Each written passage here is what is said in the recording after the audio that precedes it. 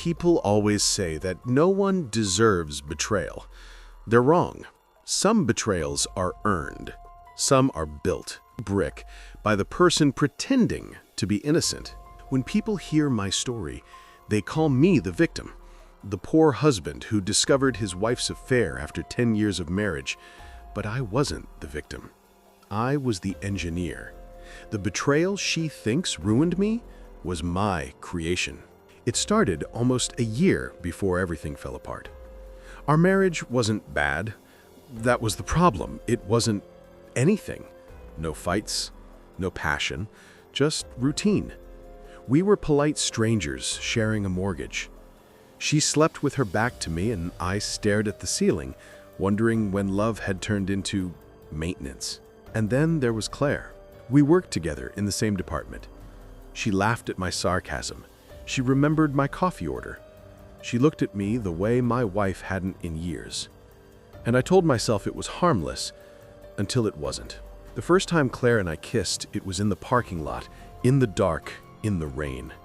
And it felt like breathing after drowning. A week later, she told me she was pregnant. And that was the night I decided my marriage had to end. But I couldn't just walk away. I'd seen what divorce did to men. The pity, the gossip, the judgment. I needed to be the one left, not the one leaving. I needed my wife to be the villain. So I created her crime. I began changing small things, leaving early, coming home late. I stopped touching her, but smiled when she looked suspicious, just enough to make her doubt herself. When she'd ask if something was wrong, I'd say, "You tell me." That was all it took to start the storm.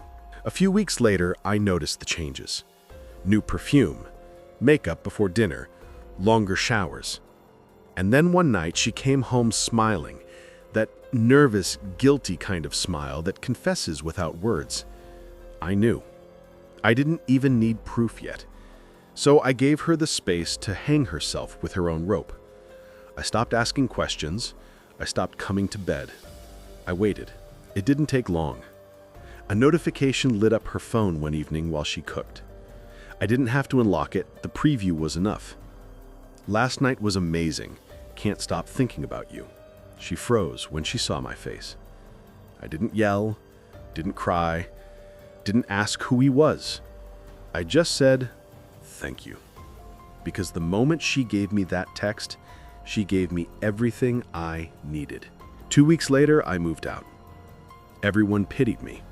Her friends apologized on her behalf. Her mother called crying.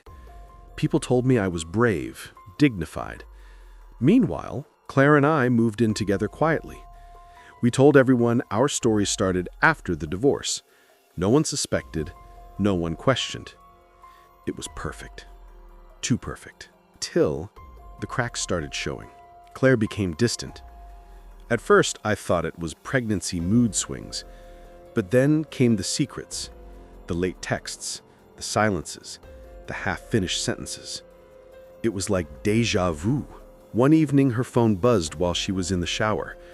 I don't know why I looked. Maybe habit, maybe instinct. The message said, "He still doesn't know. You're incredible. You've played him better than I ever could." My stomach dropped. I scrolled. There were dozens of messages, all from an unknown number.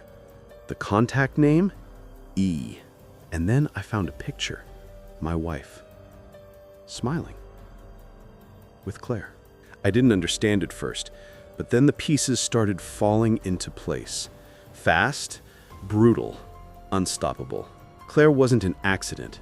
She was the plan. Not mine. Theirs. I had thought I was orchestrating everything, when in reality I was the puppet, dancing to a song they wrote together. Months before I ever suspected anything, they'd already met. My wife and Claire. I don't know how or when, maybe through social media, maybe at one of those company parties. But they knew each other. And they knew me. Claire wasn't pregnant. That was the hook, the lure, the thing that would make me act irrationally, recklessly, predictable. And I was. Every move I thought I was making with precision was exactly what they wanted. They wanted me to end the marriage quietly. They wanted me to take the blame for emotional distance. They wanted me to believe I had control. Because men like me only fall for one kind of trap. The one we build ourselves. The next morning, Claire was gone. No note, no call.